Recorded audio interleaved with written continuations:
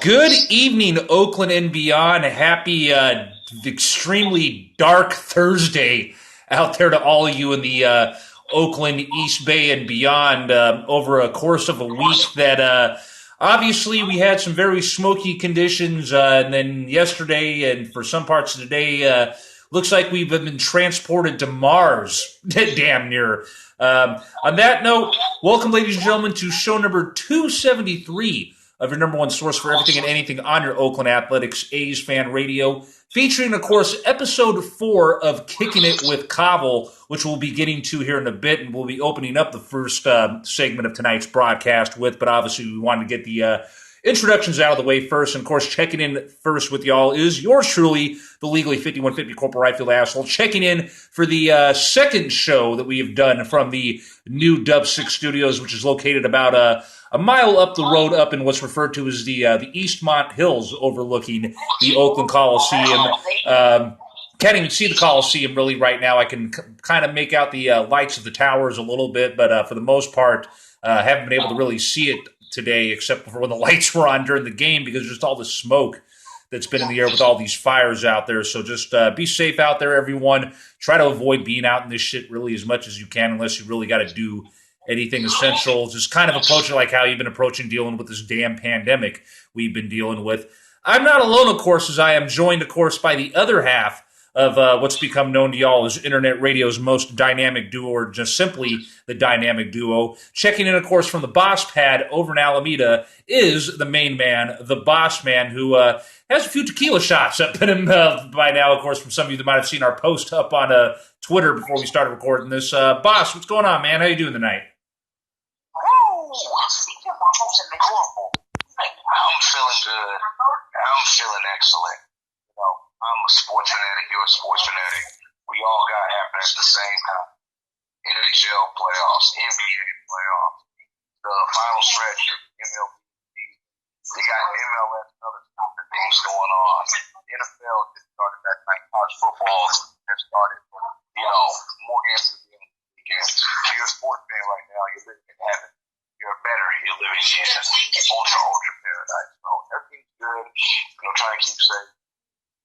Just really tripping out on the fact that yesterday was blood orange in the sky with ash all over my automobile. Just three different times. But I hope everybody's staying safe.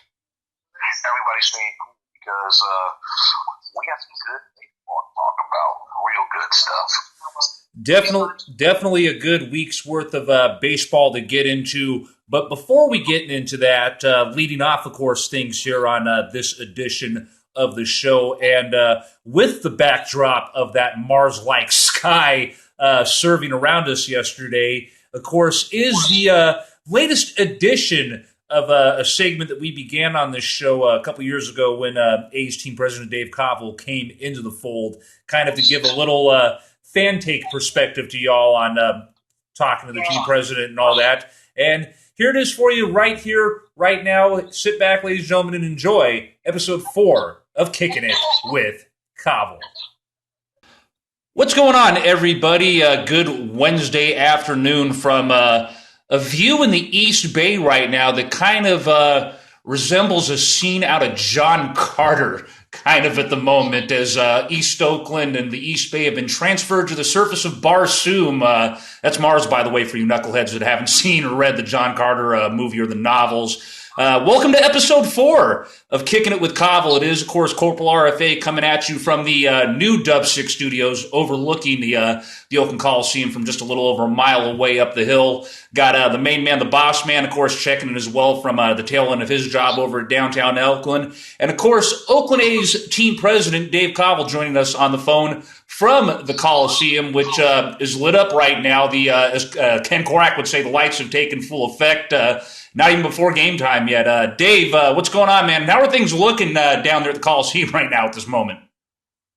Well, at least we have probably the best lights in all Major League Baseball at the Coliseum. So the lights are showing us the way, and we got a little batting practice going on. The Astros are on the field, and the lights are on, and they have taken full effect. And we're going to play under the lights today and hopefully take a win for the Astros.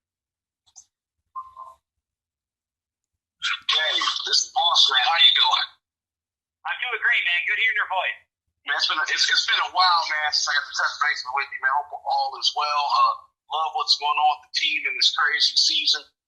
Just got to cut to the chase and ask you, what has it been like being a team president under these circumstances? Because being a fan under these circumstances, I can't go to the games. I can't go to the treehouse and get me my favorite adult beverage. I can't get those hot dogs, peanuts, nothing. What is it like for you being there without the fans to go work with or what have you? Well, I have to tell you, I think, I've always loved our fans. They're the most knowledgeable and passionate of all sports, Oakland A's fans. And, I think not having them here has really made me realize that even more.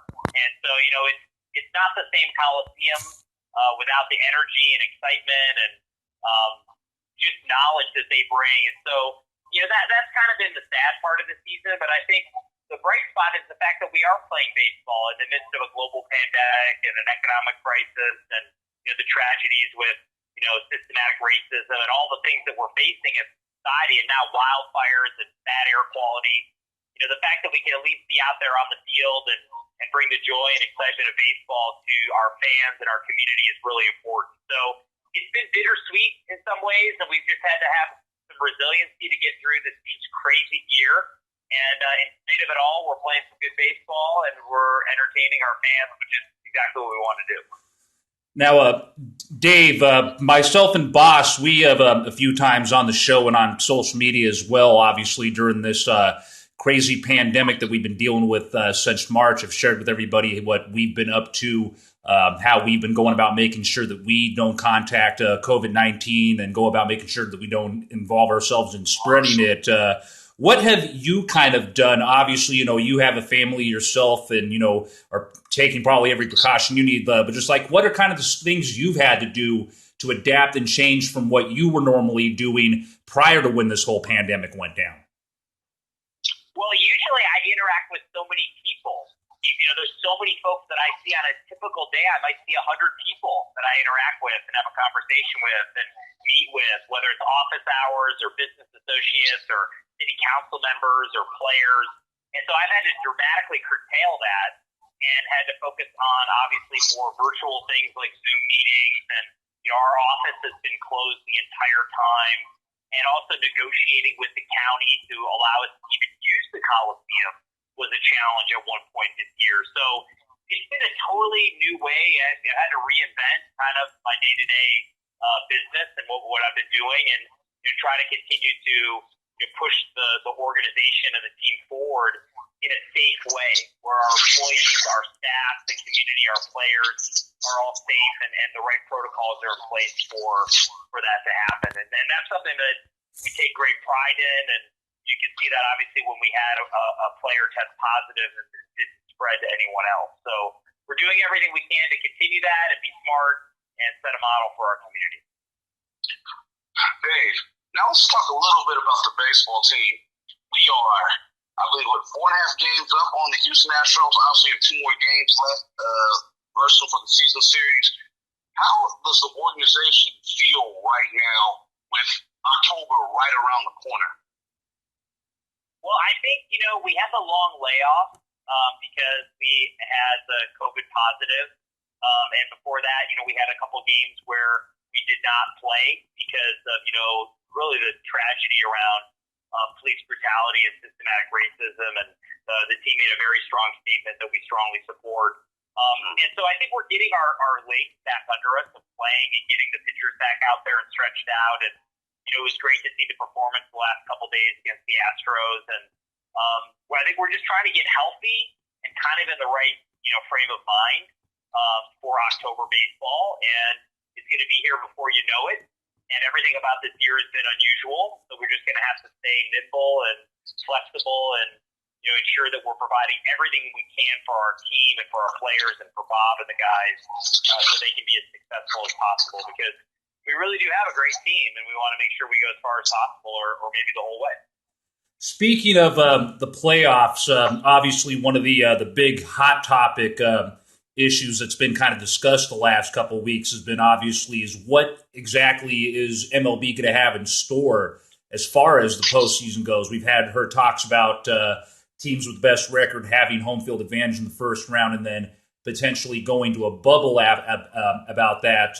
Many of our followers out there, of course, are familiar with the fact an idea that myself and Grizz from Forever Oakland threw out there is kind of a little bit of a concept for a bubble.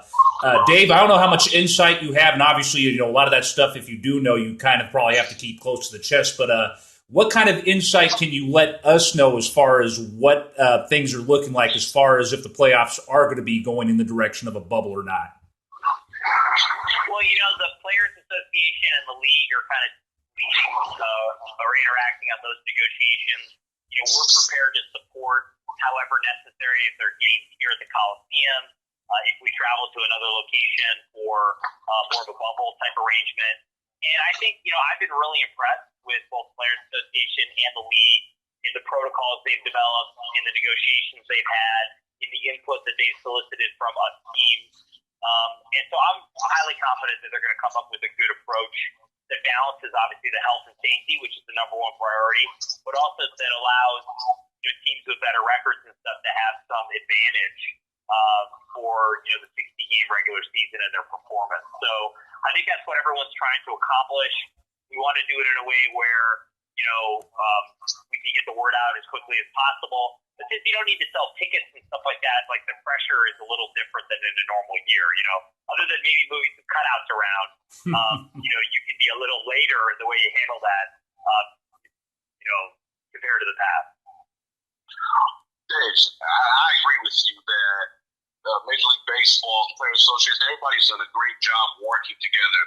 But I have to, on the behalf of all A's fans, I got to get your take on the bad job New York has been doing when it comes to replays, man. What's going on? Well, I've obviously sat here at the games and watched all the replays, and I thought Bob Melvin was funny the other day when we finally got a replay, and he showed more emotion than he did at a walk-off because he was so surprised. And I think it's challenging. I think the way the rules are written, they say very specifically that it has to have overwhelming evidence to overturn. So it really puts a strong onus to make sure the play is called correctly initially. And I think that's been the hard part. So, I think it's something that obviously gets looked at, basically every collective bargaining agreement, to ensure that the process is set up correctly for the umpires, for the team, and to make sure that everyone's getting a fair representation. I think replay is an important part of the game. I think there are things that just cannot be seen, but of course it needs to be done in a way where it has strong integrity and everyone feels like it makes sense. I will say, though, there have been times where it feels like these last couple games with the challenges, it feels like New York's treating us like as if we're the Oakland Raiders now. It's what kind of us we've been jokingly, or at least I've been jokingly telling everybody. Obviously, prior to this whole pandemic going down, there was a lot of stuff going on as far as moving towards getting the draft EIR out for the Howard Terminal Stadium project. How have things kind of, transpired and gone about, and focus shifted about how you guys have gone about trying to deal with and move things forward with the project during the pandemic, and also as well as we try to navigate their things with this going forward until there's a little bit of normalization? How can we, the other members of the fan base who consider to be social media influences out there, and just the rest of the fan base in general, do their part to continue to help out with pushing things forward with making the Howard Terminal project a reality? It's a great question, and I get asked this quite a bit, and what people need to understand is there's a lot still going on to move the project forward, to get our waterfront ballpark approved and a shovel in the ground. And we've had to change up the kind of order of operation. This was going to be the year we went to the city council and got final approval, but we can't hold those meetings because we can't release some of the documents until you can have public meetings and so on and so forth. So we've had to work more on the bilateral, final deal with the port, getting the State Lands Commission to sign off, getting a development agreement with the city, things that can be done without public meetings. And some of that stuff can get shifted to next year. And so I think fans of the community can look forward to seeing the draft EIR coming out this fall, which will be great. That's like a 1,000-page document that goes through everything on the project. I think by virtue of it taking a little longer, there's been more input from everyone in the community, from the port to the seaport, stakeholders to fans to everyone, to ensure that the project is a big success. and that will be important long term. And then I think for people who want to stay involved, obviously if you go to We Are Rooted, which is our website, you can sign up and get the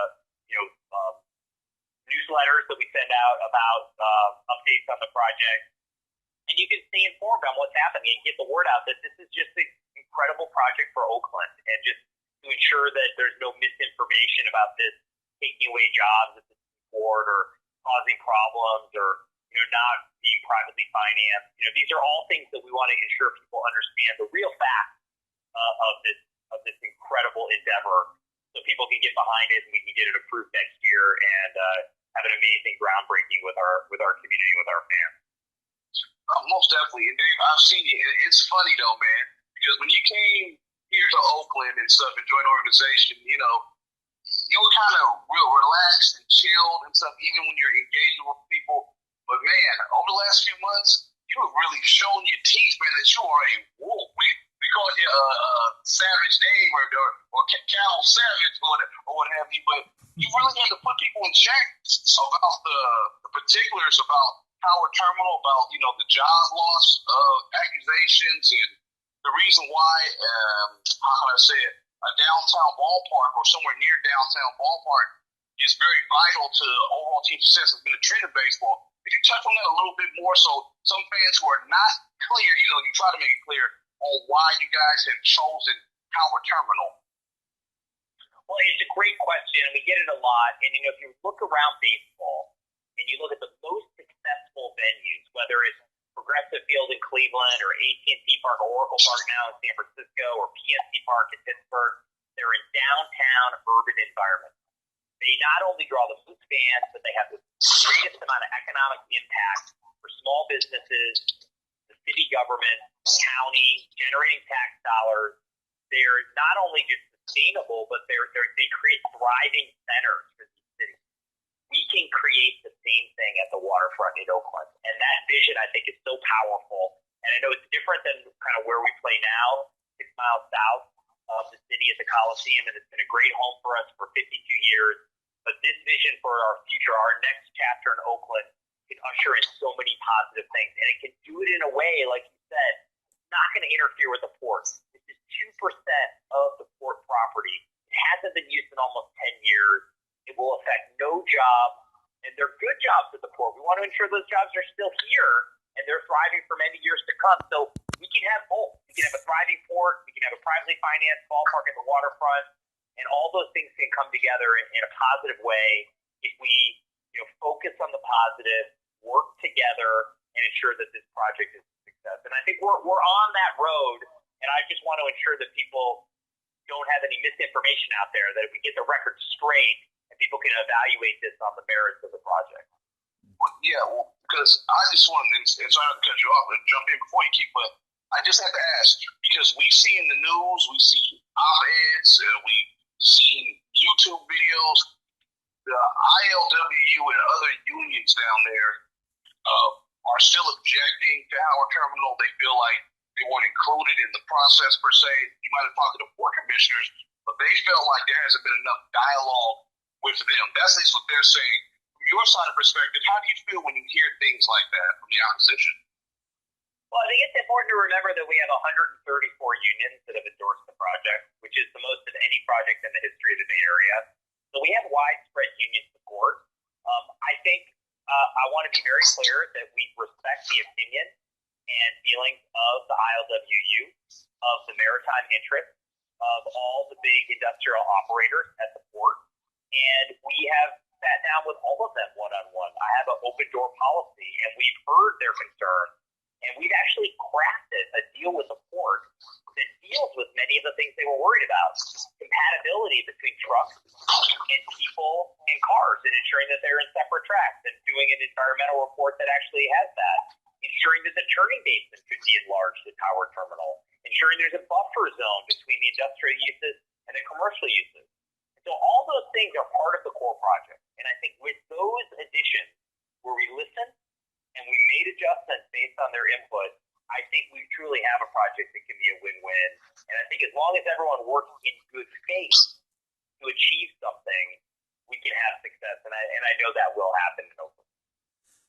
As we all know, obviously, everyone's had challenges and has had to adapt with the way things are going on right now out there in this 2020 year that we're all dealing with. One of those things, obviously, that's kind of been a little bit tougher for you guys to deal with, obviously, is the community outreach and stuff with the A's community program. And also, as well, I want to thank you and the team again for everything you guys have been able to do with the limited staff members you have and resources as well with the outreach and help you guys have done for my family and I after everything my aunt or happened with my aunt.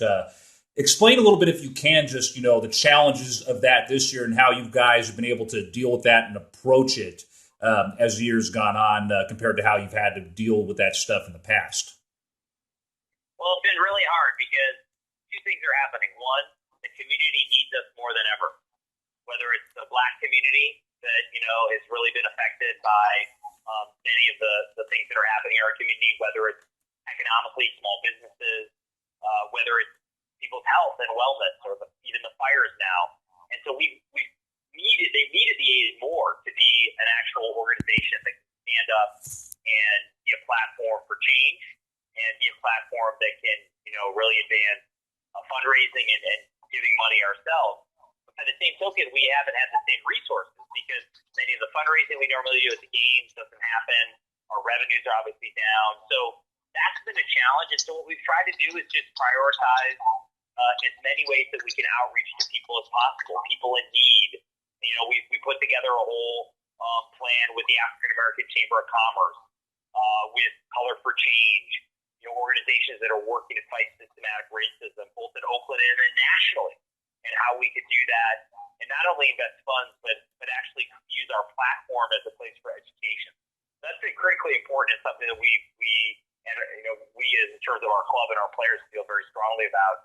And then also, we've had COVID and we've had people with really challenging health outcomes, and we've tried to do what we can to improve access to testing and help small businesses that have to be shut down because of social distancing. And so we're trying to do everything we can to make a difference. And we've done everything from public service announcements with masking with our players, both in English and Spanish, which has been very, very helpful, to now trying to do more fundraising and awareness around the fires and air quality and staying inside. And so it's been an unprecedented year in so many ways, but it's also been a year where I think the importance of the A's as a community asset has shown itself. And, we're doing our small part to hopefully make positive change here in Oakland and in the East End. Yeah, and we are glad that you are about making positive change, because I've always been a person to say that teams, man, are supposed to be an extension and kind of reflection of the communities. They're supposed to work hand in hand, so I do commend you on that. I was going to ask, what is the relationship like with the politicians? As you know, me and your private conversations, whenever I see you at the Coliseum, I did tell you from the jump that it is tough dealing with the political atmosphere here in the East Bay. From the time you started to now, what are your thoughts about the political bodies here and dealing with them? Well, I have very strong relationships with everyone from the mayor to the city council members, the council president, Rebecca Kaplan, the county supervisors like Nate Miley and Steve Carson. So, we are in tune with everyone. And I think, those relationships have gotten deeper and deeper over the last couple of years as, we've really reaffirmed our commitment to Oakland and our mantra, rooted in Oakland. But by the same token, there have been a lot of challenges in the community, whether it's public safety or the environment or environmental justice or even social equity that are challenging. And that those are things that are probably higher on the list with some of these politicians than the baseball team. And I think all we're asking for is a fair analysis and consideration of this incredible project that we're bringing forward, and to ensure that the A's can be here for many generations to come. And I think if that happens, I think it can be something that improves the quality of life for Oakland, the economic impact. The project is $7 billion in economic impact, 6,000 permanent jobs, 3,000 construction jobs. All those things together are appealing to the politicians and the elected officials. They know that those things are important for constituents. And I think that's why more and more you see them supporting the project with more enthusiasm because of that, because of the relationships we have. I'm going to go ahead and throw a fan question here at you. This is from our good friend David Lewinsky, who's followed the show on and off for roughly almost the entire 17-plus years we've been doing this little madness here. Dave, with the exit of the Raiders, can we, by the beginning of the 2021 season, have more A's murals and signage / banners replacing all those where the Raiders ones are / were, being that the A's are the complex's only loyal 10? Separately, can we get a gondola funding update and infrastructure update for Howard Terminal? Well, first on the Raiders thing, absolutely. And that's potentially even going to be more acute because, we have a agreement in place to buy the county's portion of this site. And, we're in conversations with the city on their half, too. So, at some point, we might just own our home. And so then, you have a lot more say in what you can do. You don't have to go to a government body. So that all is in the works. And, those signs are down now. We're going to have more aid signage, more positive signage in our brand here. So that's, I think, super positive. On the gondola side, we put in for several grants at the state level. And also, it's something that is in consideration at the federal level because it is such an innovative transportation device. And we are getting its environmental clearance through the EIR. It's an alternate in the plan, which is great. And we're excited to continue to advance that. I think it can be an attraction for Oakland, a way to connect the waterfront to downtown that's kind of severed by the 880, the Nimitz Freeway. And we're going to continue to push that because of the many benefits it can bring to the community. Just changing up kind of a little bit here.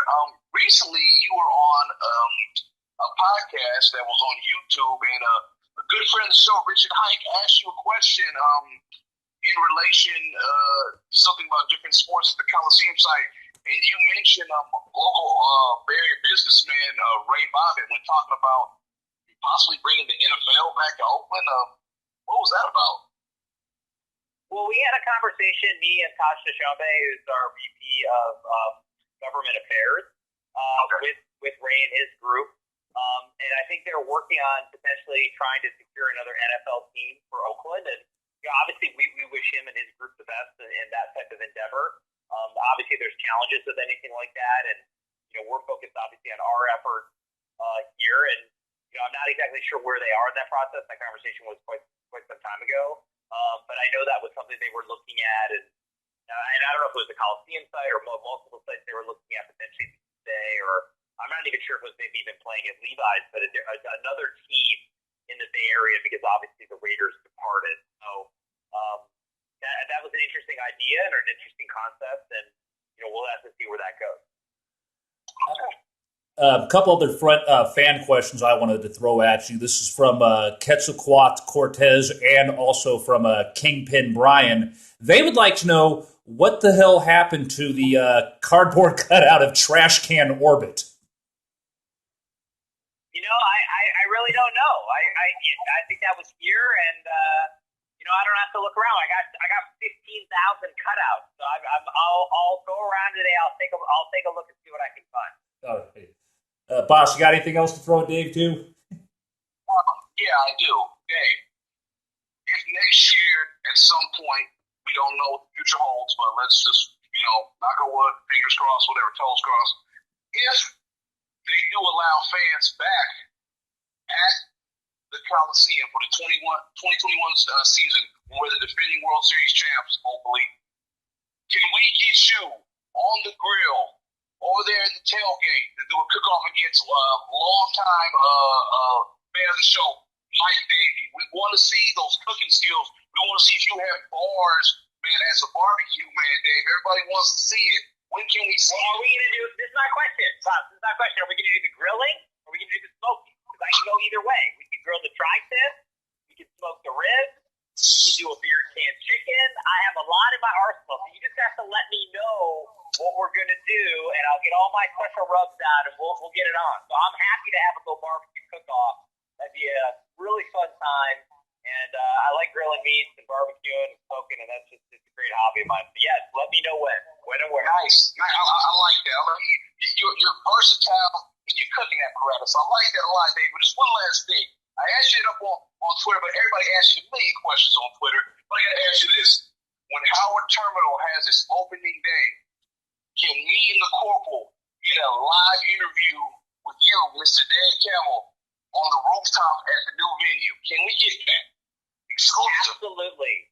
Consider it done. I would be honored to have an interview with you guys at the rooftop park at the Howard Terminal Ballpark. That would be a great moment, and I look forward to it. We're going to get a selfie together, and we're going to have 3 really big smiles, and we won't have to be socially distant. Right. I'm definitely looking forward to that as well. I'll go ahead and make this be the last question. It's the last fan question we have as well. It's from NorCal Nodders, and it's a question that's also seconded by Kingpin Brian. They would like to know if any of the pins will be hitting MLB Shop or Fanatics, because the pin collectors are fiending, apparently. I've asked several times Fanatics about that, and I haven't got a straight answer. So let me check again, because it is something that typically occurs. So I know some of the supply chains and everything got kind of messed up this year, but let me check back in, and I'll get everyone an update out on Twitter. Dave Kaval, ladies and gentlemen, episode 4 of Kickin' It With Kaval is in the books. Both of you gentlemen be safe out there tonight, and hopefully the Astros didn't go and recruit John Carter to come out there and rob some fly balls off y'all for some reason or somehow tonight. Boss, you take care. Be safe over there in downtown Oakland. Dave, you take care and enjoy the rest of your evening as well. All right, thanks, guys. Let's go Oakland. That's right. And that was episode 4 of Kicking It with Kaval. Ladies and gentlemen, thanks again, as always, to Dave Kaval. Of course, his good buddy, of course, Curtis Wigington, who sets up stuff alongside Catherine Aker and the many others that are working in that short-staffed at front office during the 2020 season. And just as always, great to hear from Dave. And just, man, very interesting and very weird, unearthly backdrop to that segment yesterday. Is, of course, we had myself here at the new Dub 6 studios, Dave down the road, of course, at the Coliseum, and Boss calling in from over in downtown Oakland. But just yet again, Boss, as always, just another great segment with the gentleman that we bestowed the title of rock star upon several years ago. Oh, man, it's always this time of day, man.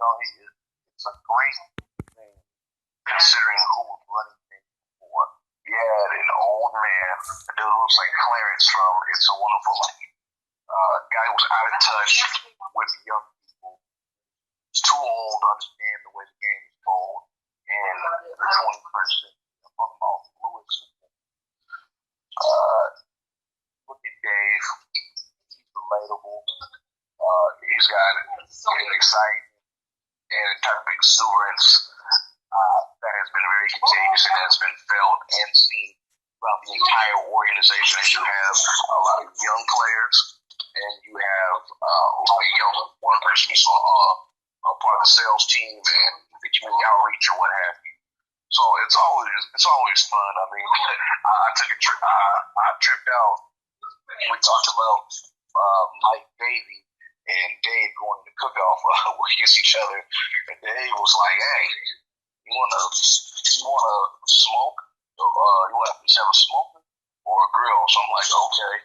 So Dave, you are a master at that. So I would love to get to that point of next year when you do have a situation where we can have some tailgates and Dave can show his skills, but also we know Mike Davey got skills, so if he has to go up against Mikey, the competition is going to be stiff. I think it would be a great time. Everybody can have their cameras out, and I think it would be a special moment in age, especially for people who really bond like that with the team president. Oh, yeah, definitely, no doubt. It's something we've talked about wanting to see them to do for a long time. So definitely it was great to hear about that and touch bases with them on a few other things as well. We're going to go ahead and take our first break of the night on that note, ladies and gentlemen. We come back, we'll go ahead and get into our normal shenanigans here on the show as we will recap the last week's worth of Oakland Athletics baseball. Don't go anywhere. Show number 273 of A's Fan Radio will continue right at you here in a little bit. Some butter?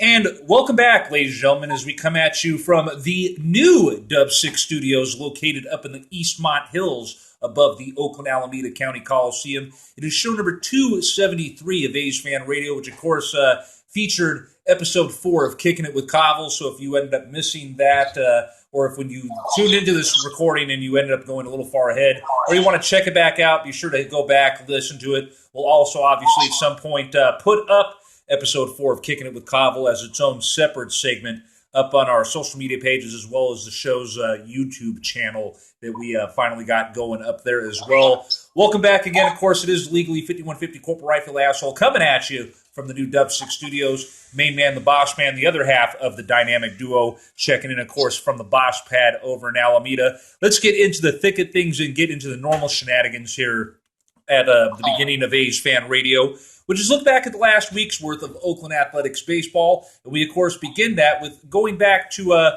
last Friday when your Oakland Athletics, after being cooped up and locked up in hotel rooms for a while after one Daniel Migden came down with the coronavirus, began a 3-game series at home against the team that has earned the nickname of Slam Diego because of their late inning heroics that they have been doing throughout the course of the 2020 season. Your Oakland Athletics facing off against the San Diego Padres as they began a 3-game set at the Oakland Coliseum last Friday, September the 4th. And here's what went down in that game last Friday night. Neither team would put any runs across over the course of the first 4 frames of this game until San Diego would open up for a 4-run spot in the top of the 5th inning. They then would add on 2 runs in the top of the 7th and what would be their final run of the game in the top of the 8th. Your Oakland Athletics, unfortunately, held to 9 straight goose eggs over the course of this contest as Slam Diego blanks the Bashletics in this one, beating the A's by the final of 7-0. San Diego, 7 runs, 11 hits, no errors. Oakland, no runs, 4 hits, and 2 errors in this contest. Davies picking up the win for the Padres. He proves to 6-2 on the year, while Jesus Luzardo got tagged for the loss for the A's in this one, falling to 2-2 on the season. Home runs in this one, Fernando Tatis Jr. pretty much doing what he's been doing all year. He goes deep yet again, the 14th time he's went deep this season. And Manny Machado, a gentleman that we all learned to hate admirably during his time with the Baltimore Orioles. Of course, now swinging the lumber down there in San Diego, went deep as well. He hit his 12th home run of the year, and you had Camposano hitting his first home run of the year in this contest as well. No one going deep for your A's in this one. As mentioned, Luzardo got the start, 4 2/3 in this one, 6 hits given up, 4 runs, all 4 of those runs being earned. No walks, 4 strikeouts, no home runs given up before Wendelken, Minor, McFarland, and Weems came in. So not a very impressive night, unfortunately, for the green and gold coming out there. And, kind of a little understandable, boss, given that they were, week off with having to sit in a hotel. But, still at the same time, these are, supposed to be professional hitters. So you think that they would be able to make some sort of adjustments and maybe whatnot. Just a little bit of your take of how you saw things play out in the first game of this 3-game series last Friday night. Well, Keith, when the A's are a team that has been playing good ball for the most part, and, where their record was standing before this, I believe the A's were 22-12 before coming into this, and then you had the situation with Houston, and you didn't finish the series there. Obviously, you missed the whole series against the Seattle Mariners. 6. So, mentally coming into this, it's got to be tough when you're in the heat of a divisional race with the incumbent champion trying to be on your heels. Then you have to play a team that's made a bevy of trades, that's already a team that's going to make the postseason, but they really made a pitch to try to go deep and try to get to the Fall Classic. San Diego Padres are a good team. I think I told you, I told everybody on Twitter, this is going to be a tough series. And the first game, no doubt, was tough. It was a pitcher's duel for the first part. But you know what? Hey, man, when, you give up a home run and then all of a sudden Tatis comes and tattoos one with the hardest hit of the night on this straight line lace, that went like 113 miles per hour. I mean, what are you going to do? You didn't get a lot of hits. You got 4 hits. You had some errors, uncharacteristic. And when you do that against a team like that, you're going to pay. Davies was sharp, pitched 7 innings. A's hitters really couldn't muster up a lot of offense. Hey, you're going to lose, man, when you play a team like that. But I wasn't mad. The reason why I wasn't mad, because it's not normal that the A's really get their asses kicked. the way they did. So when a team's not accustomed to really getting their ass kicked like that, I always expect the next day not only get back, but some measure of revenge. Let's go ahead and find out if the Oakland Athletics did get some measure of revenge in the second game of this three-game set with San Diego, which, of course, went down on Saturday, September the 5th. Oakland would score first in this contest when they would score the first 2 runs of the game in the bottom of the first inning. They would also tack on a 2-run spot in the bottom of the second inning before the Padres would score their first run of the game in the top of the third. Later on in the game, the A's would add on a 3-run spot in the bottom of the sixth, and score what would be their final run of the contest in the bottom of the seventh. Final 2 innings of the game, the Padres would try to make things a little bit interesting as they would score 2 runs in the top of the eighth, and what would ultimately be their final run at the top of the ninth, which obviously would be not enough to catch up to the number that the A's had. So the A's did measure a little bit of revenge on the Padres for the night before, beating San Diego in this one by the final of 8-4. Oakland 8 runs, 11 hits, 1 error. San Diego 4 runs, 11 hits, and 1 error in this contest. Sean Manaea picking up the win as he improves to 3-2 on the year for the A's. Paddock taking the loss for San Diego. He falls to 3-4 on the year. Home runs on this one.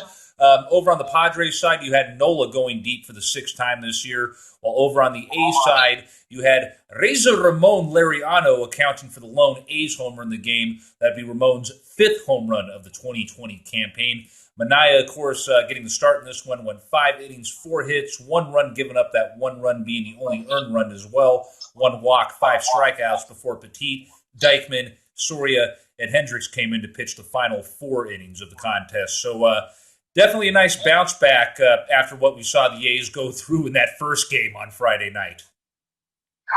Most definitely. And, when you are striking out a potent lineup such as the Padres 13 times in a ball game, I mean, that's out. That's basically almost half of the outs were all strikeouts. I thought Sean Manaea was the unquestioned MVP of the game, and here's why. See on the gun, he was hitting 93 miles per hour. I thought I would never see that. If you remember, when Sean came to the A's, from the Royals, eventually he got to get his first start, you were seeing 95, 96 on the gun. And last year, this last full year playing, or almost 4 years, 2018, when he had the perfect, not perfect game, but the no-hitter against Boston, when they won the World Series. He started to look like he was only throwing in the mid-80s or low high 80s. And even last year you were seeing that. But now you see them throw 93 on the gun. You really have to see he was able to mix and match his pitches. He was painting the black part of the plate. That guy's grounding out, popping out. I mean, they really could not get a beat on this guy. I think they touched him in the 3rd inning, but that was really it, though. I mean, when you get 5 quality innings in this day and age, that there is what you need in new age of baseball. 5 quality innings in which the dynamic that the A's have. That's all you can really ask for Sean Manaea. I mean, he started off the year not as well as we all would hope, but lately, I think the guy's getting on fire. He's getting his feet set in. If you notice in baseball, kind of the first few months of the year, pitchers are really trying to get their feel of things. These are new catchers, or what have you. Really, this is Sean Murphy's first, year starting off a season as a catcher for the team in the big. I was really impressed. I love Tommy Estella. I think I told everybody when the A's got him that a lot of good things are going to come with this. You have a guy that doesn't strike out. He knows how to shorten up his swing. He always contacting the happening. He's going to get on base in the first inning. And I was able to set up things where Matt Olson got the big triple, put the A's up 2-0, and they never looked back. Ramon Laureano, Ramon, getting another dinger, absolute shot down in the left field.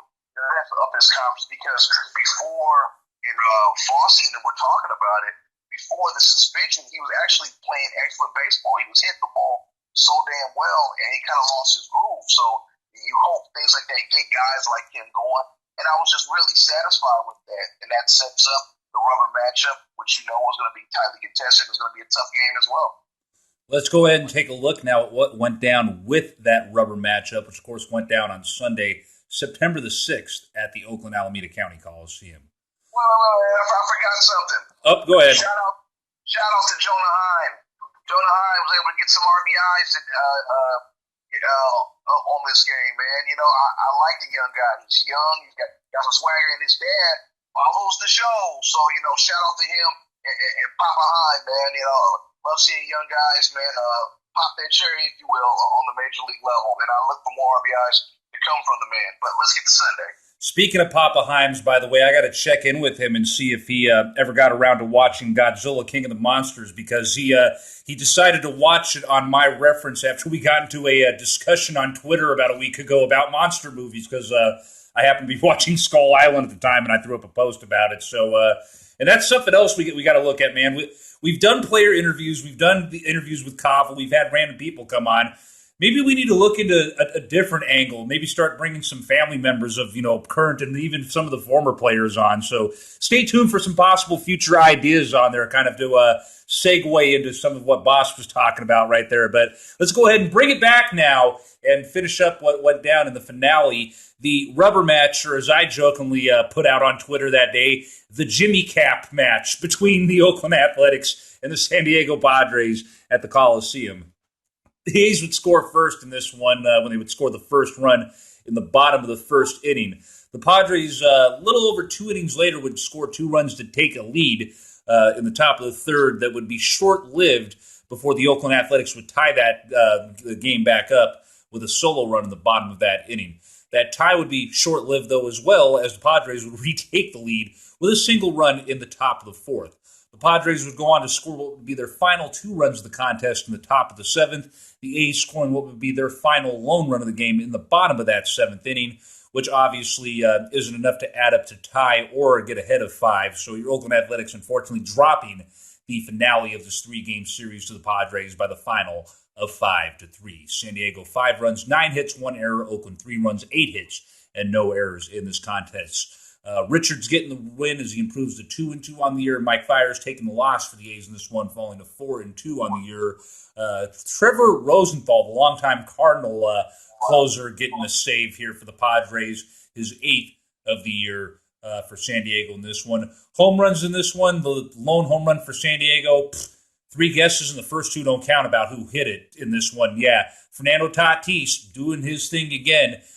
15th dinger of the year for him, and definitely starting to see something similar with him that I'm seeing with Vladimir Guerrero Jr., which is youngins that are possibly, well, not possibly, but for sure more talented and for sure way more powerful than their papas were when their papas played the game, man. So 15 homers on this shortened season for Fernando Tatis Jr. Over on the A's side of things, the lone homer coming off the bat of the man we here at the show call the Murph Dog, Sean Murphy, hitting his 3rd ding-dong doodle of the season for Oakland in this contest.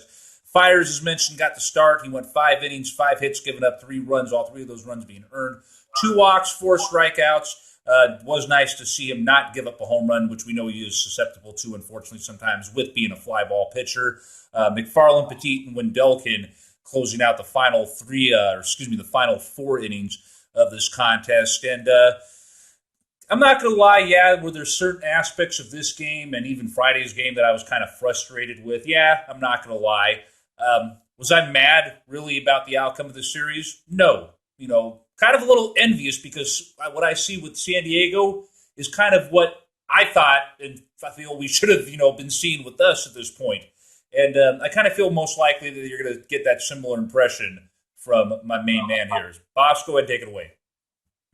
Oh, man, this is a tough one. Garrett Richards, a former Angels pitcher, a guy that has experience pitching in the Coliseum, had a potent lineup behind him. I thought it was a very well played game. Garrett Richards, man, he brought it. He wasn't, if any man got on base, he knew how to get out of the jam. His fastball was working very well. He had the A's hitters off balance. I couldn't be upset. I mean, we got to him some. We just couldn't really close the door and get runs when it was time. Because runs going to be at a premium when you get 2 teams playing that are as good as both teams are. It's going to be difficult at times, man. So when that difficulty comes, you have to take it, man. But men are on base. I think the A's are a lot better. As the year went on, they were terrible in August, but I think they got a little bit better. Well, late July was starting a little early part of August. They've got a bit better and stuff, though. But when you only have innings where you get 1 runs, maybe 2, when they come to get 3 or 4, that makes a pitcher pitch more pitches and wears them out. It gives you an opportunity to see what's going and kind of get a feel of how he wants to attack you. But when you have guys, look at the top of that lineup. What is it? It's Tatis and Grissom and what's the Eric Hosmer? We're familiar with Hosmer from his Royal days. But you have Will Myers somewhere. I think he's probably about 6 or 7. You have Manny Machado, who's been an all-star many times. I mean, Profar, the second baseman for the A's last year, is batting at the bottom of the order. So, I mean, they have a bevy of talent. And, it was a well-played game. I thought the Padres deserved to win. You want to win the series, but you can't win them all. But I'll tell you this. I hope that we get that team specifically in the World Series before to go. I would love it because I think it would be a fun series. I think you have great personalities. I mean, think about Saturday when they had Fox and they had Fernando Tatis mic'd up. How cool is that to see one of the best players, a young player who's 21 years old, in the game of baseball, to hear live when pitches are being thrown and when he has to field. I was very impressed. I was thoroughly impressed. I watch games on Fox Sports whenever San Diego does come on because they're a very interesting squad. And man, if you guys remember, this summer before the season started, didn't I say I thought San Diego was going to be a wild team? I mean, I thought it earlier. Matter of fact, I thought that when we were doing spring training, if my memory serves me correct, back in March, I thought they were going to be a playoff team, a wild card. I believe the Dodgers, ultimately, which they are, they're going to win the division. So don't be upset. What you do is take the positive out of it. You didn't get swept. You lost a tough game in the rubber matchup. But after a layoff and trying to get your feet wet, get your rhythm back, you have a 5-game huge series against your real nemesis, the team that you've been trying to catch forever. You're ahead of the division, you're trying to catch because you want what they have. That's the AL West crown. The Houston Nationals are coming to town with an opportunity for the A's being up 3.5 games to put their foot on their neck after they got swept down in Anaheim. If you're a real A's fan who thinks about life at the end of the tunnel, you keep your eye on the prize and know that you shake off. As soon as it was 4-5, whenever the game ended, you shake it off and you thought about Houston. Speaking of which, to kind of piggyback off of what Boss was mentioning with them having Fernando Tatis Jr. mic'd up, it was also cool as well to hear East Bay's own Mark Hanna mic'd up over on the A side of things. And, of course, many of you know Mark was a guest on our show last year that we did for the playoffs, right before the wild card game. And it was funny, kick back here. Over here at where New Dub 6 Studios is, of course, it's a spot that my wife and I share with a homeboy that's a Navy vet. And we're sitting there kicking back watching the game on Sunday, and we sit there watching Mark all mic'd up and everything, and it's all funny. I'm sitting there pointing out like, hey, this guy's up been on my show, and my homeboy was like, hey, that's dope. So, yeah, it was pretty cool. I know some people out there kind of, trip off of that, but, it's one of those things that, especially from what we know and what we've seen from our perspective, it's just one of those things that, hey, get used to. It's something you're probably going to see a lot more games coming forward. And I think people like Chris Townsend, Ken Korak, Vince Cotroneo, they'd probably even tell you, even with that, as long as they've all been in the game, that stuff like that is probably going to be just the tip of the iceberg of what we see in baseball broadcasts as the years come at us going forward. Let's go ahead and take our next break of the night. When we come back, we will go ahead and recap that 5-game series that went down with the Houston Asterix here at the Oakland Coliseum. Don't go anywhere. Show number 273 of A's Fan Radio coming right back at you in a bit.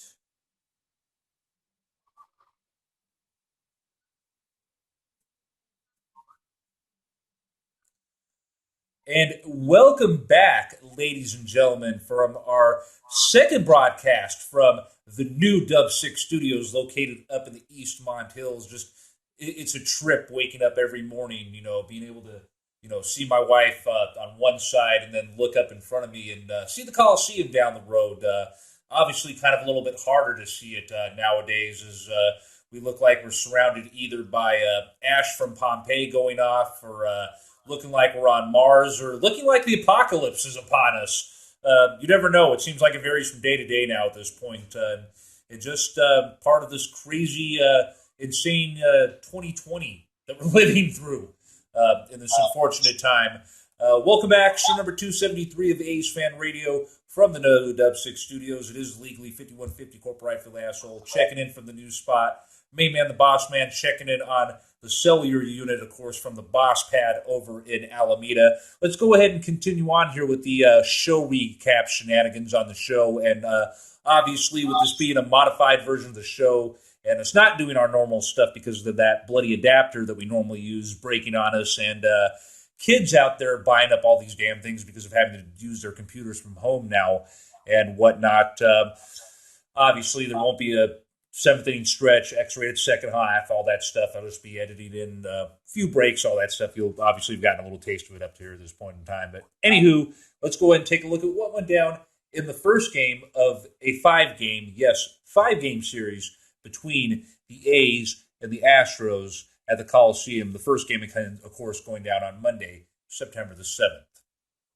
Oakland would score first in this contest when they would score the first run of the game in the bottom of the second inning. They would score one run in the bottom of the seventh, and what would be their final three runs of the contest in the bottom of the eighth. The Houston Asterix would not score jack diddly fucking squat in this contest, as your Oakland Athletics shut out the Houston Astros 6-0 in this one.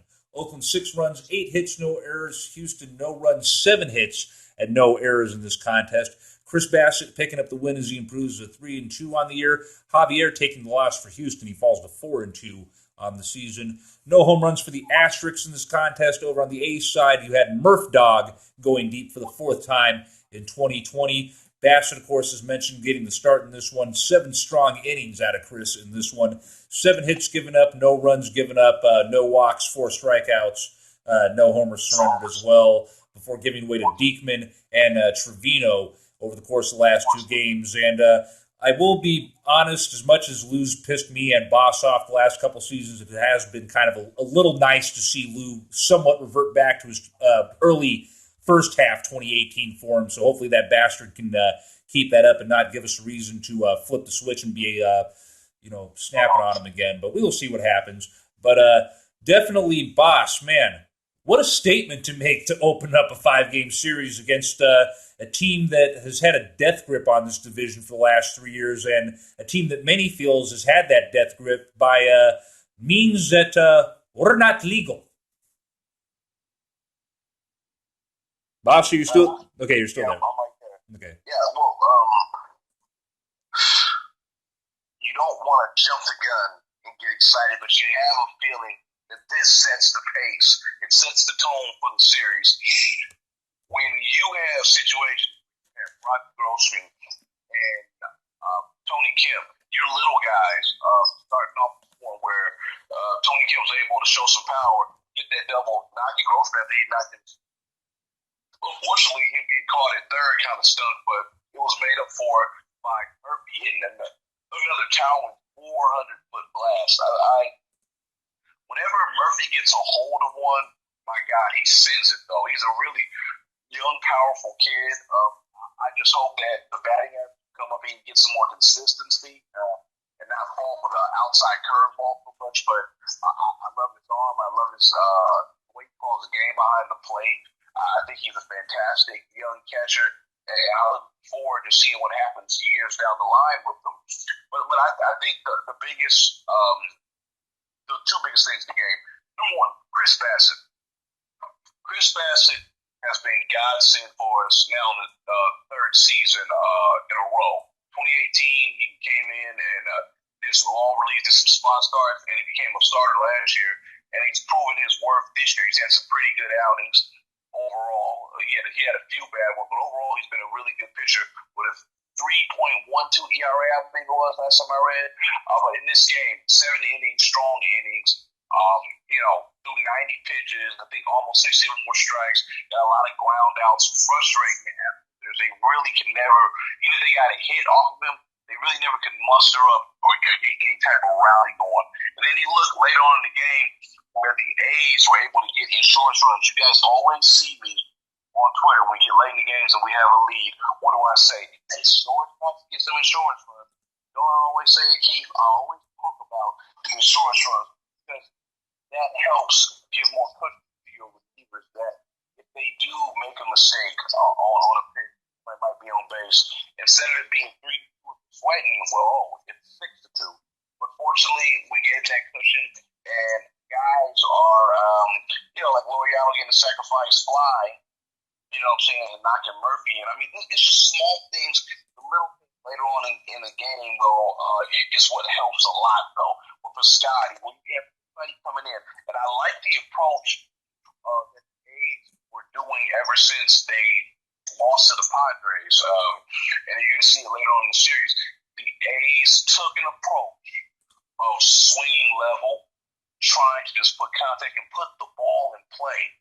And they really did that tonight. Like, look, we're not going to try to swing for the fences. You guys are definitely scared to throw those fastballs down the heart of the plate. You guys are going to try to paint that corner. So we're just going to go with the pitch. If there's a pitch on the outside corner, we're going to go to the opposite field. Perfect baseball. I love the way it starts. And you know what? Houston is on alert now. Definitely no doubt with that. And, of course, that brings us to Tuesday's game action, which would not be one but two games at the Coliseum. A little double dip in the Deep East. That first game, of course, having your Oakland Athletics as the visiting team at the Coliseum. This, of course, being a makeup game for August 30th. One of the games, the last game of that series in Houston was canceled as a result of when Daniel Migden tested positive for COVID-19. So a little weird, of course, the A's were wearing their home uniforms. The Astros were wearing their road uniforms, but A's were the road team. Astros were the home, A's were the road team. Astros were the home team. A little weird seeing that, but obviously didn't really kind of matter because the A's still ended up handling business as usual. And here's what went down in the first game of that double dip on Tuesday, September the 8th. Oakland would score first in this contest when they would plant a 2-run spot in the top of the third inning.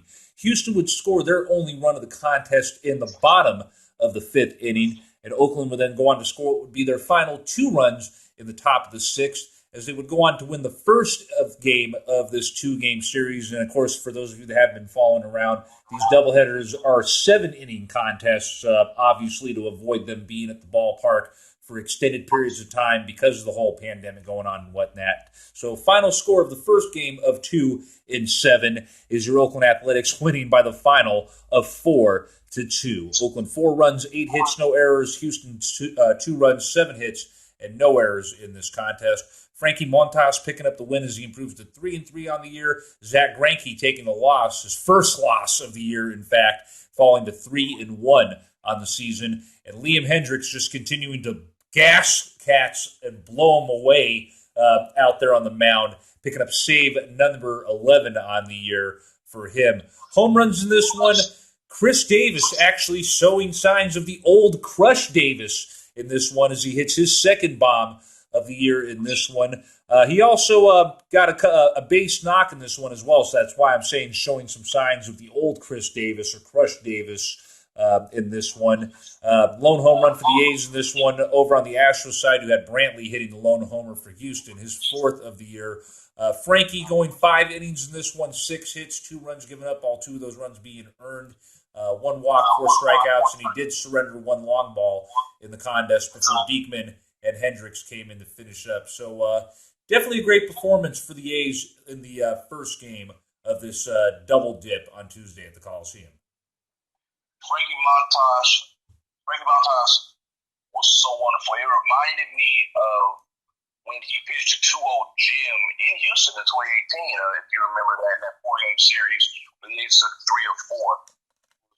Tremendous. The fastball was working. It looked like the bat was not bothering him, as you know it was bothering him throughout the course I would say maybe late August, but exciting times because the A's, when they gave up that lead, when what's his name, my guy, and I love his game. I love Brantley's game a lot.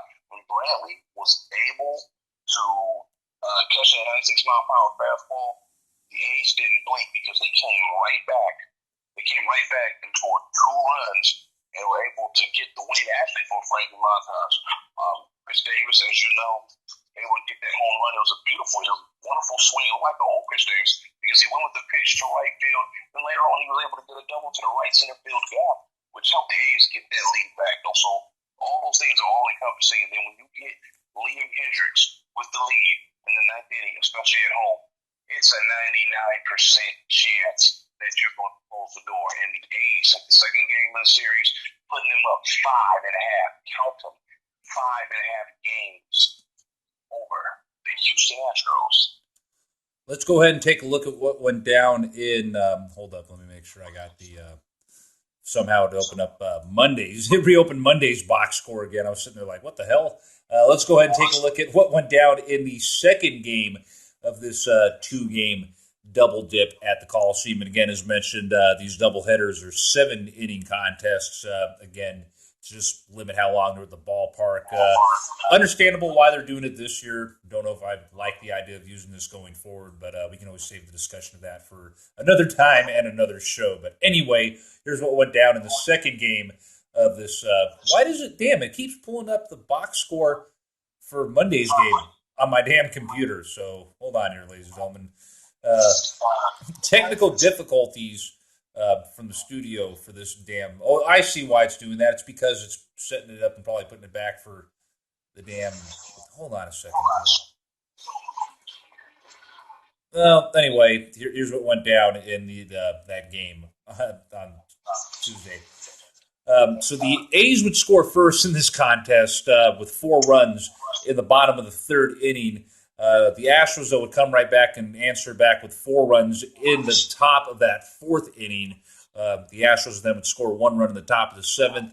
Oakland wouldn't be able to score anything in the bottom of that 7th inning, as they unfortunately would drop the back end of the doubleheader on Tuesday by the final of 5-4. Houston 5 runs, 6 hits, no errors. Oakland 4 runs, 8 hits, and 1 error. And sorry about the confusion there, ladies and gentlemen. I'm sitting here and it loads on here saying the game's on Monday, September the 7th.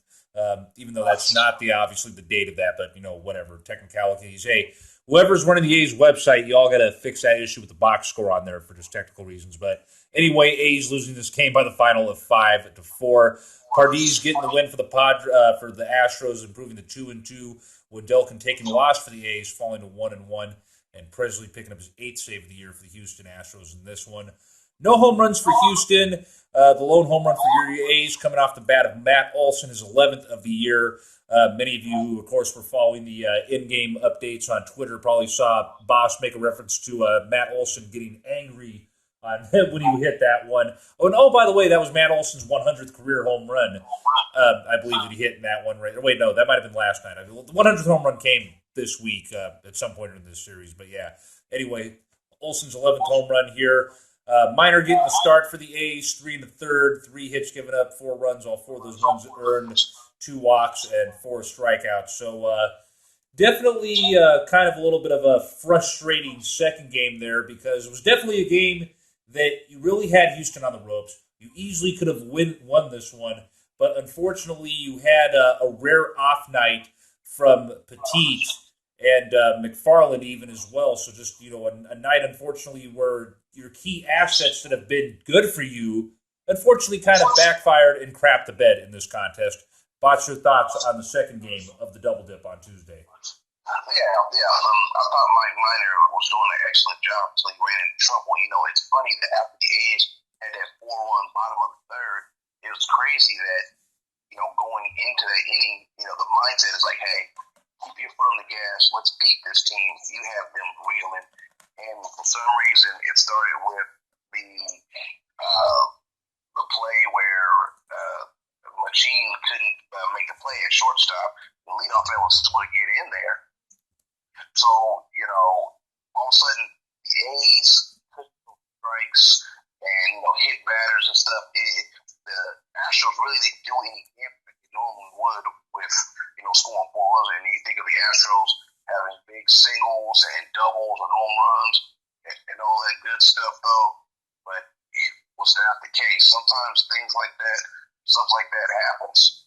But the key thing for me is when you make that happen for the A's and you give up the lead, you have to give your teammates an opportunity to score. And the A's really afterwards just didn't really do anything.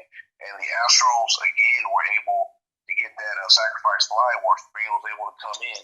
And a lot of damage didn't occur for you to lose, but you can still lose a baseball like that.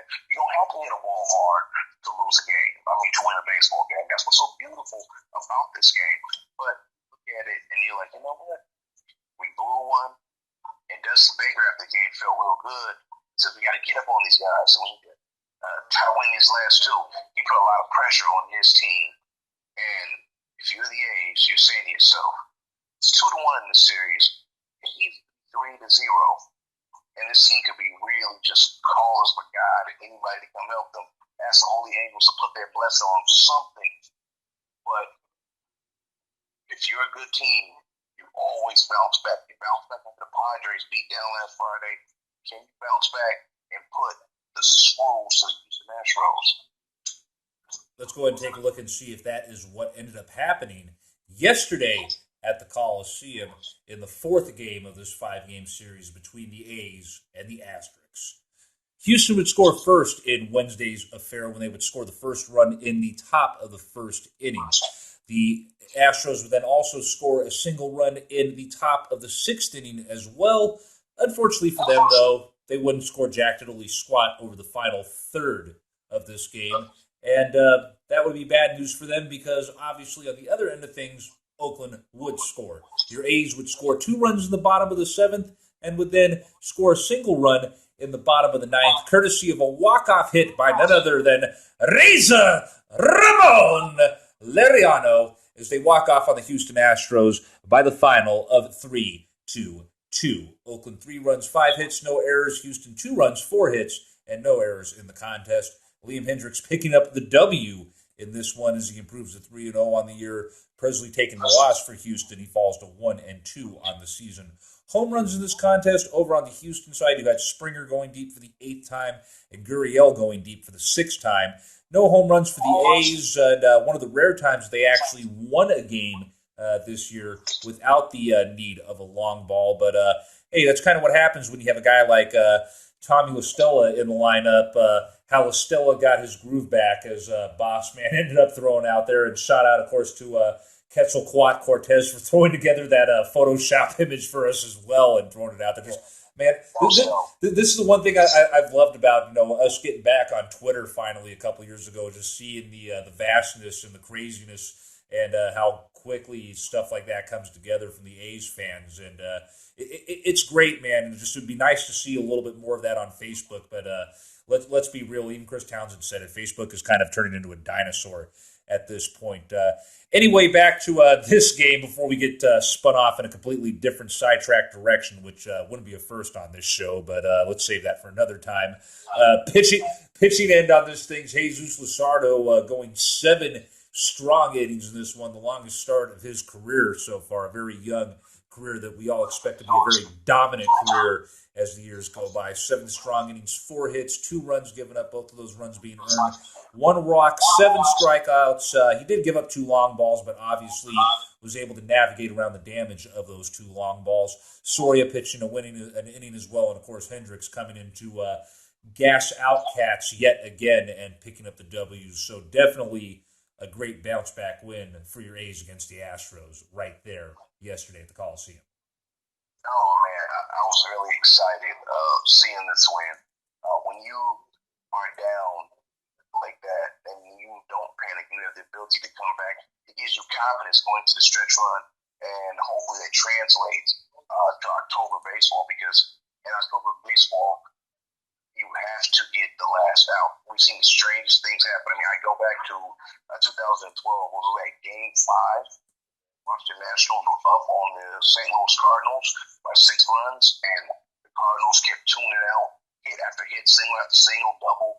been able to win the game. Also, 2015 when the Royals went on their postseason run, they were down, what was it, 7-2 or something in an elimination game against the Astros at Minute Maid Field, and kept grinding out singles and just never giving up. There's no clock in any sporting event. Trouble couldn't be on the horizon. Trust me on that, because time is really on your side. But in this game, Jesus Luzardo out there pitched marvelous, only giving up 4 hits, and 2 of them were blasts. One of them was on the first at bat, and the other one was in the 6th inning. The A's just couldn't muster anything. I mean, they were 2 for 12 with runners in scoring position. Luckily, the big hit of the night with the second double by Tommy La Stella, just opened at the opposite field. Miles Tucker or what have you was not able to get to it. And the ball caroms off his body and goes all the way by the bullpen. And hey, Trulan's come in, and you just had a feeling the A's were going to get there. And once it got to the ninth, and Razor Ramon Royano comes up and is able to shoot one deep into the gap, you saw just an excited bunch coming out, and you can see on Twitter just how excited it was, because you know that by winning that particular game, you may have took Houston's heart. You may have, because when you have, I believe, 19 games left, and you're down five and a half games or what have you, you know that the margin of error is real thin. The Houston Astros are playing with fire. They're injured. They're hurt. They're not pitching well. They're not hitting the ball like they used to.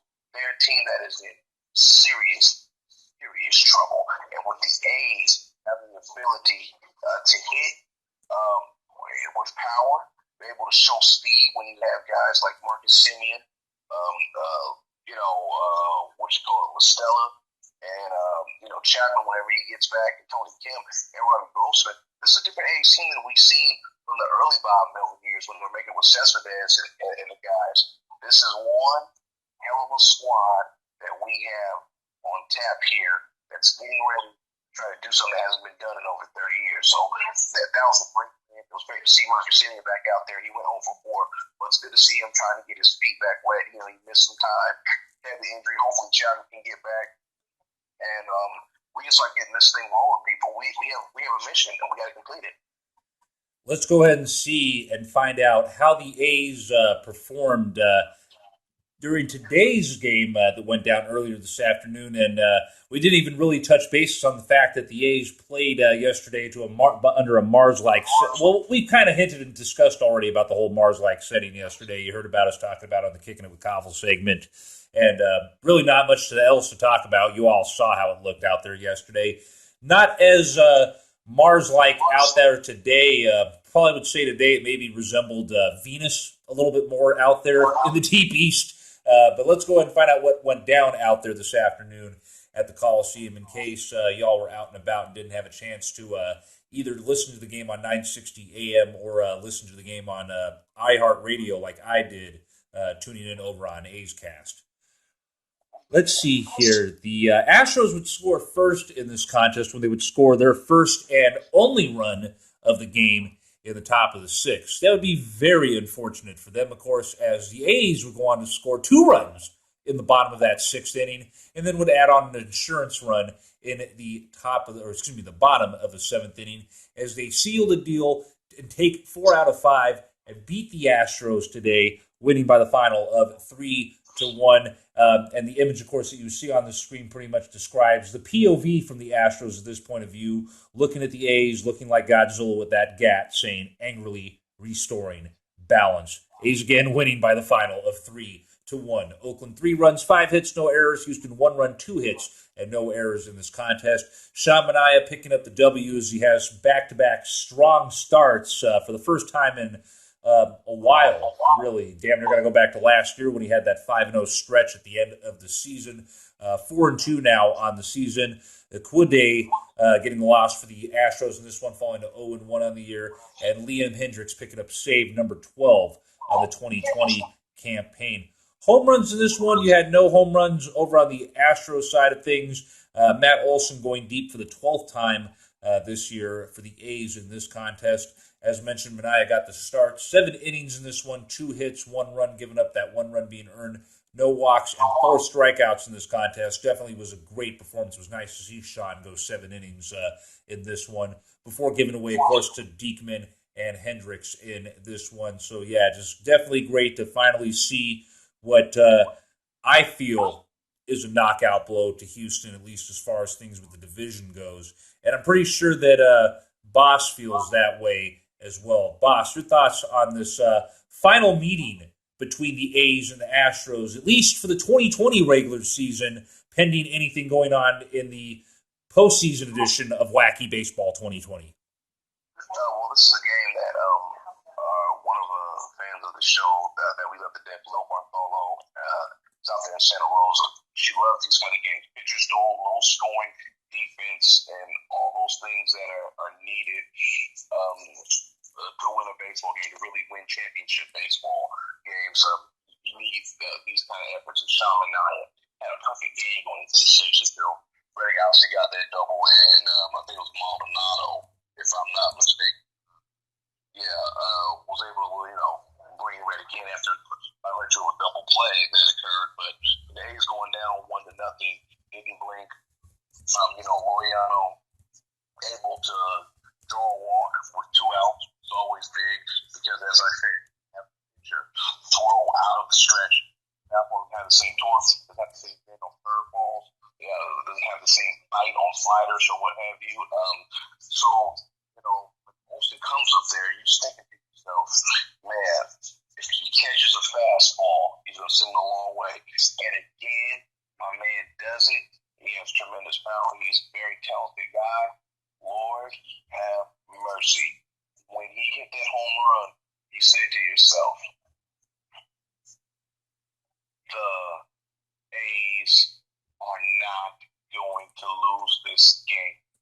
They just aren't. They're destined to win. They know they messed up on Tuesday night, but Thursday afternoon, they know they got the door almost closed. They're going to slam it this time. And they were able to do that and getting that extra run after Canna was able to come in and think about it. I think Canna has been an unsung hero. He's got on base to the tune of almost a 400 on base percentage, able to get the walk and steal a base. By virtue of him stealing that base, once Pender hit that single up the box, he was able to score. I mean, that's the kind of baseball that's going to win.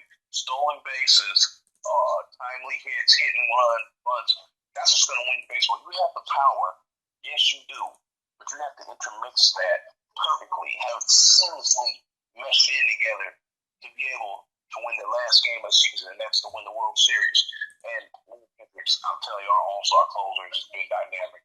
Man, when he has that fastball and then he has that over-the-top slider, there's just no way. I mean, over-the-top slider looks like a curveball. I mean, and some people kind of argue whether that's a curveball or not, but you just see it. You see the confidence. You know when he's coming in there.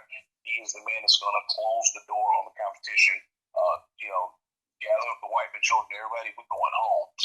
So the A's, 6.5 game lead with 18 games to go. You have, I believe you have a 4-game series, I believe, coming up in Texas, out there in Arlington, and then you have 2 doubleheaders going back-to-back days. So basically you have, 8 games coming up in the next, 5 days or something like that? Do you realize there's a great opportunity? I was saying it on Twitter, in the next 2 weeks you can close the series up. But if all goes well, within the next week, and John Cook, you, my friend, are 100% right. This thing will be wrapped up next weekend, and somebody be popping a little No doubt on that. As mentioned, and Boss kind of alluded at as well, I guess we'll go ahead and we'll show you ahead of time what the A's got ahead on tap. And then I know Boss, as you mentioned, has a little business he has to attend to.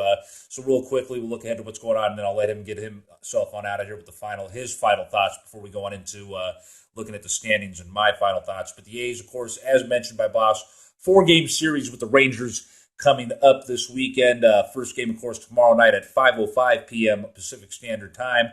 A doubleheader on Saturday with the first game at 2:05 p.m. Pacific Standard Time. And the second game will start approximately 30 minutes to an hour after that. It's, of course, a makeup for the game on August the 27th that was postponed due to the protests around sports at that point in time, with yet again another unfortunate black man being shot, which should not have happened. Just, too much shit going on. Crap, it's ridiculous. It's still going on. But so, doubleheader on Saturday. The final game of that 4-game series will, of course, be at 11:35 a.m. on Saturday, or excuse me, 11:35 a.m. on Sunday. On Monday, which would have originally been an off day, will be a doubleheader with the Seattle Mariners. The first game at 2:10 p.m. Second game of that doubleheader, of course, will happen 30 minutes to an hour after that. That's, of course, to make up for the games being postponed after the whole COVID thing went down. And then starting on Tuesday will be a quick 2-game series with the Colorado Rockies up in Colorado. Game 1 will be at 5:40 p.m. Pacific Standard Time. And the finale of that little quick 2-game set will be on Wednesday, the 16th at 12:10 p.m. Pacific Standard Time. You, of course, can catch those games on TV on NBC Sports California. Also listen to the games on the radio on 960 AM here in the Bay Area, 1140 up in Sacramento, and I forget the high-definition station. And, of course, as well, for those of you that like to tune in on the internet, you can, of course, go on to iHeartRadio and listen to those games on A's Cast as well. On that note, before we take our final break of the night and let the main man, the boss man, loose to go handle what he has to handle, boss, let's go ahead and lead into the final break of the night with your final thoughts of the evening. Well, people, here we are, under 60 days left until you cast your vote to make decisions on who you want to represent you locally, statewide, and nationwide. Look, we all have varying opinions. We all have different opinions. I got friends who are A's fans and non-A's fans who are independent, Republican, and Democrat. And as the aforementioned Lil Bartholo told me the other day, extremism, whether right or left, is always dangerous. Don't be too extreme. Be able to stretch and bend yourself a little bit. Be open to different ideas because this world is changing. The world can't stay the same. If it stays the same, then you don't grow. Feel this is about growth. I'm not endorsing the orange man or the old other crazy man, because both have their issues. But no matter what happens in this election, if your candidate does not win, if the red storm stays in place or a blue wave occurs in the city, people, don't lose your heads, don't riot, don't fall for the trap that the powers that be want. And that is some all-out civil racial war. It's ridiculous because at the end of the day, they win, we lose. Take care of yourselves, and let's go, Oakland. Thank you, boss. As always, you take care and enjoy the rest of your night. The rest of y'all got the final break of the evening coming at you. And of course, following that final break, we will go ahead and take a look at what the what the current standings look like around Major League Baseball. And of course, we'll share my final thoughts of the night. Don't go anywhere. Final break and final segment of the evening coming at you here on show number 273 of A's Fan Radio.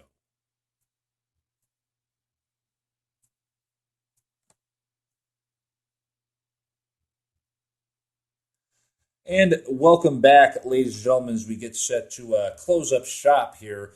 Final segment on this evening's edition of your number one source for everything and anything on your Oakland Athletics. A's Talk from the fans' point of view since 2003, 17 plus years. It seems like it's been a bloody eternity, and especially during this 2020 season at times, it feels like it's been, 3 years, 3 lifetimes almost that we've endured stuff on here. Welcome back, of course, to show number 273 of A's Fan Radio, which, of course, featured episode 4 of Kickin It With Kaval, which, of course, is our segment that we try to do as often as we can with A's team president Dave Kaval, of course, recorded to the Mars-like backdrop that was yesterday period around Oakland, the East Bay and beyond, just with all the fires that we have burning around here in California and the West Coast in general.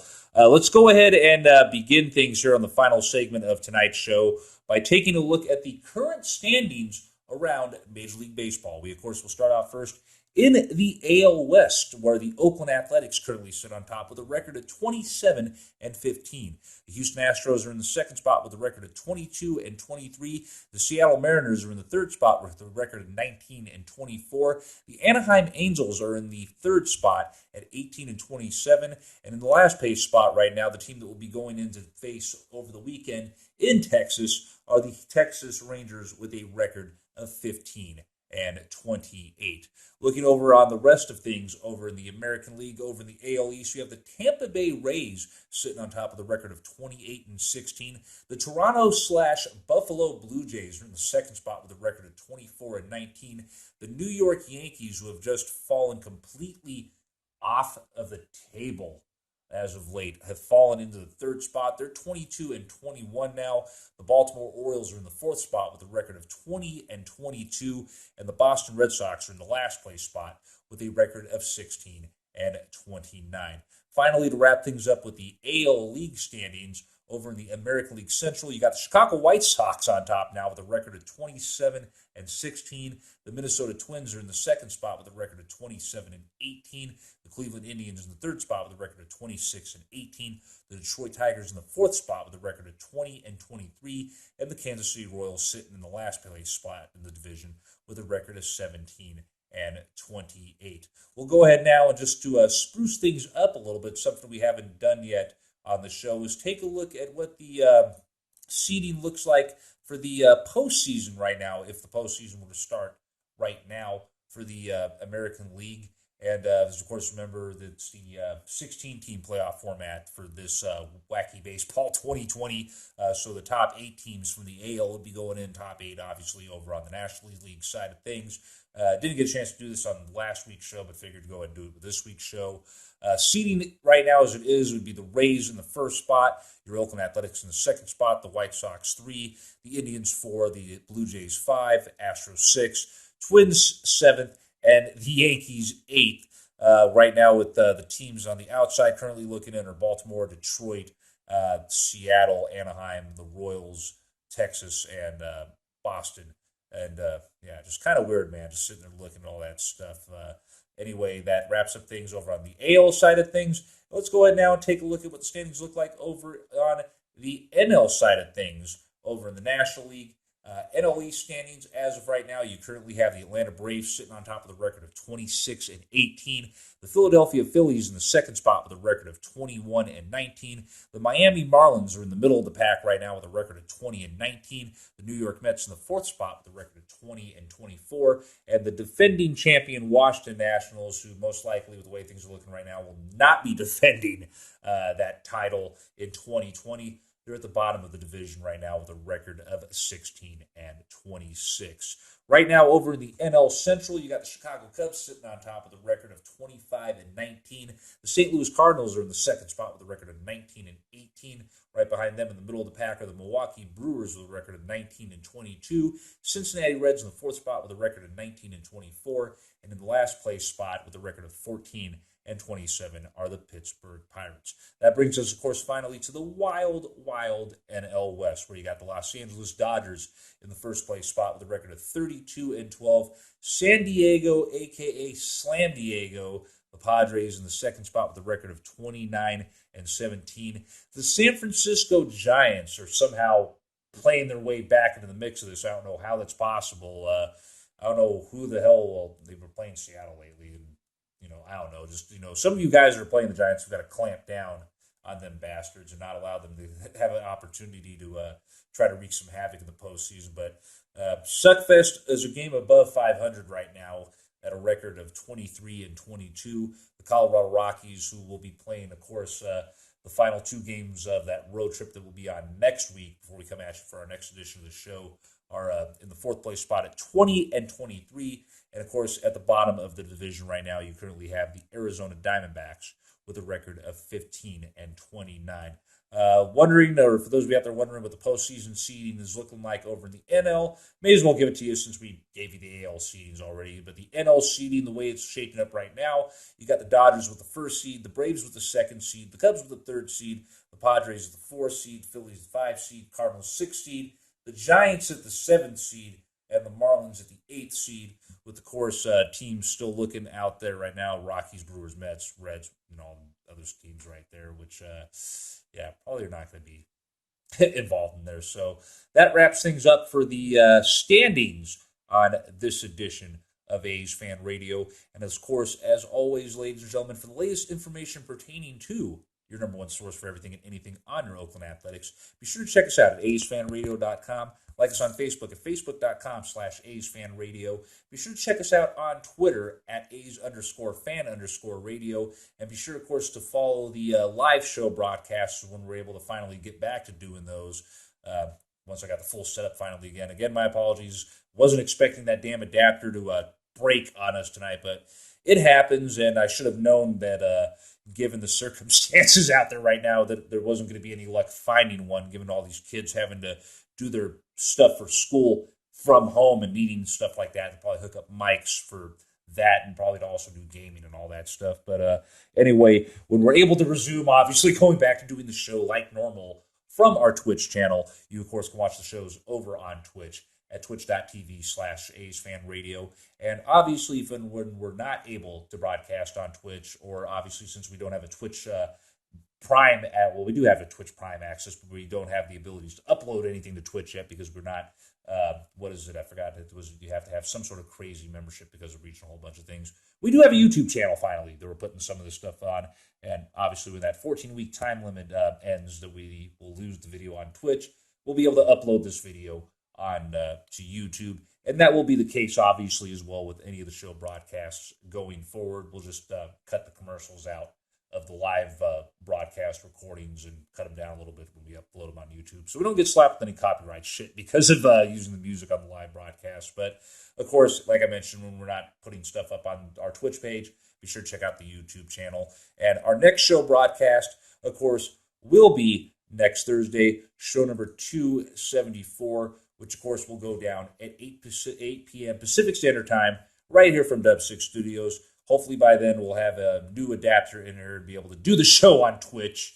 We're going to order that bad boy on Amazon Prime later tonight or tomorrow. If not, then we'll do the same thing with this show that we've basically been doing with most of the 2020 regular season shows, which is record them like this and then just upload them onto the YouTube channel after I mix them on our Pinnacle Studio software editor that I got here at Dub 6 Studios. So again, be sure to check us out when we come back at you again for our next show in some form or capacity next Thursday night, show number 274, which will go down at 8 p.m. Pacific Standard Time if we're able to do it live. Otherwise, just keep your eyes open for when we upload the recording of this show if we have to do it like this week's show. On that note, my final thoughts of the evening, real quickly, once again, want to thank Dave Kaval for once again coming on the show and doing another Kicking It With Kaval segment. Definitely fully understand that given the circumstances of what's going on out there with this pandemic and all the other stuff going on in 2020, that a little bit more limited as far as things would go, but just definitely was nice to bring Dave on, get a little bit of an update on things. And again, thanks for the help and the outreach that him and the front office has done to help out my family during this time that we're still recovering from the death of my aunt back in July, and everything else they're doing for all the other community outreach efforts that they have been able to pull off with the limited resources and access to stuff that they've had as a result of this pandemic going on. Obviously, as you all know as well by now, our eldest jog, Chewy Tito Salmonen, passed away, unfortunately, earlier this week at the age of 12 in human years, 84 in dog years. Nice relative, long life, it's pretty, kind of rare for young dog or small dogs to, really live that long, unfortunately, but just definitely was great to have him for the 12 years that we did have him, stray dog that we happened to find while we were, during the time I was stationed out in Oceanside. So thank you to all of you out there that have reached out to myself and Christy since that all went down. The bloodline carries on, though, of course, as obviously we have two of his offspring from over the years, Homie and Grizzly. Homie's turning into a little bit of a chunky butt, so I got to probably put that guy on a diet here at some point soon. And, of course, other members of the family and friends out there have gotten other members of the offspring. And Chew even has, grandchildren running around out there from, litters that Grizzly produced out there. So definitely we'll miss that crazy little young, well, he wasn't really that young, but he still acted like he was going to miss that Chihuahua. And, Chihuahua that many of you out there got to experience and meet sometimes out of the, the ballpark when we bring them out for like Fan Fest or something. Definitely some of you that are close to us know, obviously, as well. And just really big thing I want to hit on, obviously, is given how things have looked out here, just not the last 2 days, but just how everything's looked with all these fires going on, people. Just be safe, be cautious, even more so wear your masks outside right now. Obviously, can't stress that enough with the COVID-19 pandemic still running amok here, not just in the States, but around the globe. But definitely even more so now with all this various smoke and, crap that's being emitted into the air from all these trees and other stuff being burned up, not just around Northern and Southern California, but basically the West Coast as well. Just, continue to do everything you can to be safe out there and look out for each other, so that way when some sort of normalcy hopefully returns at some point in the future, we're all able to be there to meet up with each other and not have long-lasting health issues from this stuff. On that note, thank you as always. Hopefully we are back to doing this show business as usual with show number 274 next week. But again, if not, we'll just present it to you all like this. So thanks as always. Again, thanks to Dave Kaval for dropping in for another edition of Kicking It With Kaval. We'll keep you all posted on when the next time is. We'll be able to bring Dave on, and definitely make sure that whenever we have Dave on the show, if there's a question that you haven't been able to get Dave to answer by shooting stuff at him at Twitter or emailing him, shoot it our way, and maybe we'll be able to finally get Dave to answer it for you if you haven't gotten an answer on that. So again, thank you to Dave Kaval for coming on, and of course, thank you as always to Catherine Anker and Curtis Wigginton for setting up that stuff for us as well. And definitely we'll always look forward to working with them on having Dave and others come on in some form of capacity through this. Thanks again, of course, to the other half of the dynamic dude, Boss Man, for making himself available tonight. Be safe out there. Don't let the tequila run too amok in your blood this evening. And, of course, thanks you all, as always, for tuning in and supporting us. Always appreciate the support, and definitely would be great when we're able to finally run into each other again. And as always, from here, you all know we got to get the disclaimer out of the way. The views and opinions of our cast, our guests, and our listeners are in no way, shape, or form affiliated with the Oakland Athletics or Major League Baseball, with the exception, of course, of times when we got Dave Kaval on, but that's, a whole separate favorite and all that. But yeah. Good night, Walter Haas. Good night, King Al. And good night, Chesty Puller, wherever you are. And good night, of course, to my Auntie Dai and to Choo Choo's up there being the great beyond. Chewy, of course, having a message to relay to the A's from the Rainbow Bridge. Good job standing up the Houston Fools and win it out the rest of the way. Take care. Be safe out there, as always. Good night, Oakland and beyond. And as always, be sure to stay Oakland, my friend.